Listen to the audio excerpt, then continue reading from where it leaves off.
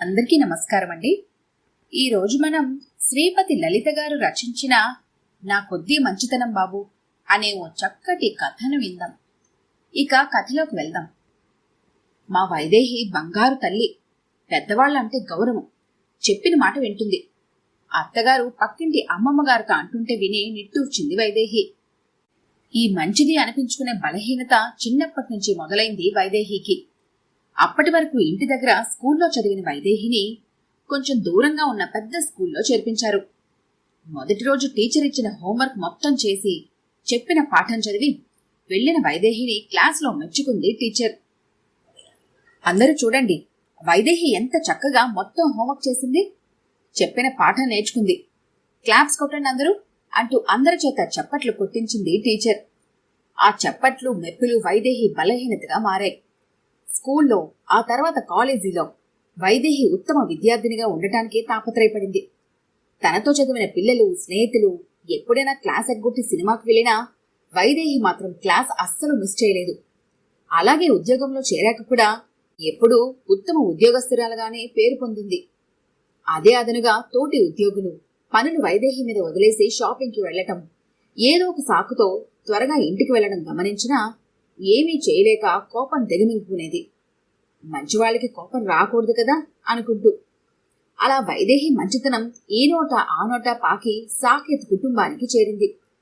అమ్మాయి బాగుంది, ఉద్యోగం చేస్తోంది, అన్నిటికీ మించి మంచిది అని అడిగి మరీ కోడలుగా తెచ్చుకున్నారు.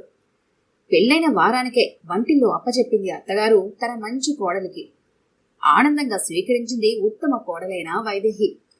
పొద్దున లేచి అత్తగారికి మామగారికి కాఫీ కలిపి స్నానం చేసి ఆవిడ పూజ కోసం అంతా రెడీ చేస్తే వైదేహి టిఫిన్లో వంట చేసేలోగా ఆవిడ 6 కోట్ల దేవుళ్లకి పూజ కానిచ్చేది. కాలేజీకి వెళ్లే మరిదికి ఆడపడుచుకి డబ్బాలు అందిస్తే అదేదో వైదేహి ఉద్ధరింపు అన్నట్టు తీసుకుని వెళ్లేవారు. తనకి భర్తకి అన్ని సర్ది బయలుదేరుతుంటే అత్తగారు ఓ చుక్క కాఫీ ఇస్తావా అనేది. ఇప్పటికే లేట్ అయింది, నువ్వు ఆటోలో వెళ్ళిపో అని సాకేత్ బయలుదేరేవాడు. కానీ రోజులా ఆఫీస్కి వెళ్లేటప్పుడు చివరి నిమిషంలో పని చేయడం ఏమిటి అని మాత్రం తల్లితో అనేవాడు కాదు. సాకేత్ తల్లి మాత్రం కోడలొచ్చాక హాయిగా ఎదిరింటి వదినతో, పక్కింటి చెల్లెమ్మతో సినిమాలకు, గుళ్లకు, షాపింగ్లకు బిజీగా తిరుగుతూనే ఉండేది. ఆఫీసులో పని ఇంటికి వచ్చేసరికి ఇల్లు అడ్డదిడ్డంగా ఉండేది. అది సర్దడం, వంట చేయటం అంతా వైదేహి బాధ్యతే అన్నట్టు ఎప్పుడైనా బస్సు దొరకక కాస్త లేటుగా వస్తే ఇంటిల్లపాది సనుగుతూ ఉండేవారు. ఇంట్లో పరిస్థితి ఇలా ఉంటే ఆఫీసులోని వైదేహి మంచితనాన్ని ఆసరాగా తీసుకుని ప్లీజ్ అనే ఒక్క మాటతో పని మీద పడేసి పోయే గ్యాంగ్ ఆమె మీద అదనపు భారం పెడుతూనే ఉన్నారు. ఇంట్లో ఆఫీసులో పని ఎక్కువై ఎవరిని ఏమీ అనలేక ఒక రకమైన డిప్రెషన్లోకి వెళ్లిపోతుంది వైదేహి. అయినా పట్టించుకునేవారు లేరు.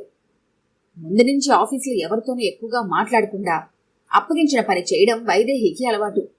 ఇప్పుడు పని ఇదివరకట్లాగా గబగబా అవడం లేదు. దాంతో పై అధికారులు ఏదో ఒకటి అంటున్నారు. అది తన పని కాదని చెప్పలేక, ఎవరిని ఏమి అనలేక నిశ్శబ్దంగా బాధపడుతుంది. అదుగో అప్పుడే వైదేహి పాలటి దేవతలా వచ్చింది గీత, ఆఫీస్ మేనేజర్. వయసులోనూ అనుభవంలోనూ సీనియర్ అవడంతో వచ్చిన వారంలోనే అన్నీ గమనించింది. ఉన్న 4 ఆడవాళ్లలో వైదేహి తప్ప మిగిలిన వాళ్లు పని ఎగ్గొట్టి తిరగటం, అదంతా ఆ అమ్మాయి నోరెత్తకుండా పూర్తి చేయటం. అందరూ 5 అవగానే వెళ్లిపోతుంటే వైదేహి మాత్రం 6:30 దాకా కదలకుండా చేయటం. థ్యాంక్స్ వైదేహి, నువ్వెంత మంచిదానివి అని వాళ్ళు అనగానే ఆ అమ్మాయి మొహంలో మెరుపు. అన్నీ గమనించింది గీత. ఒక నెల రోజులు గడవగానే గీత మొదటిగా అందరి సీట్లు మార్చింది. ప్రతి వాళ్ళు ఫైల్ అవగానే వచ్చి దాని వివరణ ఇవ్వాలి అని చెప్పింది. దాంతో అందరూ ఎవరి పని వాళ్ల చేయటం మొదలుపెట్టారు. వైదేహి మంచి పనిమంతురాలు, ఇలాంటి వాళ్లు మేనేజర్గా ఉండాలి అనుకుంది గీత. ఒకరోజు వైదేహి లంచ్కి కూర్చుంటే గీత కూడా బాక్స్ తీసుకుని ఆమె దగ్గర కూర్చుంది. అందరితో కూర్చొని తినకుండా ఇలా ఒంటరిగా కూర్చోవడమేమిటి వైదేహి అంటూ బాక్స్ తీసింది. మొహమాటంగా ఒక నవ్వు నవ్వింది వైదేహి.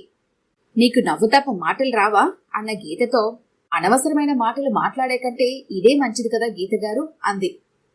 నువ్వు మంచి పనిమంతురాలివి, ప్రమోషన్ ఎందుకు తీసుకోలేదు అడిగింది గీత. ఈ ప్రశ్నను ఏమాత్రం ఊహించిన వైదేహి ఆశ్చర్యపోయింది. ఉద్యోగంలో చేరాక అదే స్థాయిలో ఉండిపోకూడదు. మనకి జీవితంలో ఎదుగుదల అనేది చాలా ముఖ్యం. అది ఉద్యోగంలో కానీ జీవితంలో కానీ. కూతురు నుంచి భార్యగా, కోడలుగా, తర్వాత అమ్మగా ఎదగాలి. అలానే ఉద్యోగంలో కూడా. అప్పుడే నీకు తృప్తి ఉంటుంది. నీ తర్వాత చేరిన వాళ్ళు నిన్ను దాటిపోతుంటే నీకు ఆత్మవిశ్వాసం పోతుంది అన్న గీత వైపు ప్రశంసగా చూసింది. మీరు మాట్లాడుతుంటే నా పై అధికారులా లేదు, మా అక్క మాట్లాడినట్టు ఉంది. మీరన్నదాన్ని నేను ఆలోచిస్తాను అంటున్న వైదేహితో, వచ్చే నెలలో ప్రమోషన్ పరీక్షకి ప్రకటన వస్తుంది, తప్పక ప్రయత్నించు అని వెళ్ళింది గీత. ఇంటికెళ్లగానే సాకేత్తో ప్రమోషన్ పరీక్ష గురించి సంతోషంగా చెప్పింది. అతను వెంటనే, ట్రాన్స్ఫర్ ఉండదుగా అన్నాడు. ఊహు అంది. అయితే చదువు అన్నాడు. కాని అసలు వైదేహికి టైం ఎక్కడా అనే గ్రహింపు లేదు. పని అంతా మీద వేసుకుని చేస్తుంటే చదివే టైం ఉండటం లేదు. అత్తగారు పక్కవాళ్లతో, మా కోడలు మంచి పిల్ల, నన్నస్సులు పని ముట్టుకునివ్వదు అనటం, ఆడపడుచు పల్లవి మా వదిని ఎంత మంచిదో తెలుసా, నేనేమడిగితే అది చేస్తుంది అని గర్వంగా చెప్పటం ఇప్పుడు అంత సంతోషాన్ని ఇవ్వటం లేదు వైదేహికి. నా కొద్దీ మంచితనం కితాబు, నేను పరీక్షకు చదవాలి అనుకుని నీరసంగా వెళ్ళింది ఆఫీస్కి. ఈసారి వైదేహి వచ్చి గీతతో, మీతో లంచ్ టైంలో కొంచెం మాట్లాడాలి అంది. సరే అని గీత లంచ్ టైంలో వచ్చి కూర్చుంది. సంగతి చెప్పింది వైదేహి. విని నవ్వింది గీత. నేను నీ బలహీనత గమనించాను వైదేహి. నీకు మంచిదానివి అనిపించుకోవాలని తాపత్రయం. నువ్వు ఒకటి గ్రహించు, ప్రపంచం మొత్తానికి ఎప్పటికీ నువ్వు మంచిదానివి కాలేవు.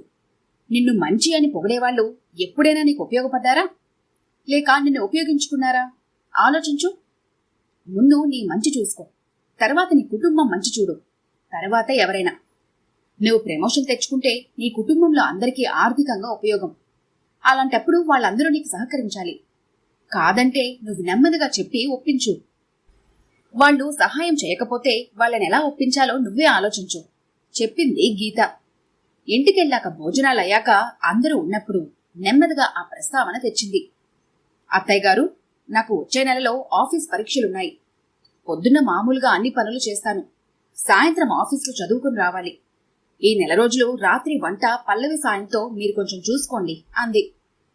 చూడమ్మాయి, గుళ్ళో రేపటి నుంచి ప్రవచనాలు, నేను వెళ్ళాలి, నాకు కుదరదు అని అత్తగారు అంటుండగానే, నాకు 2 నెలల్లో ఫైనల్ పరీక్షలు, నాకివన్నీ పెట్టకొదనా అని లేచి వెళ్లిపోయింది పల్లవి.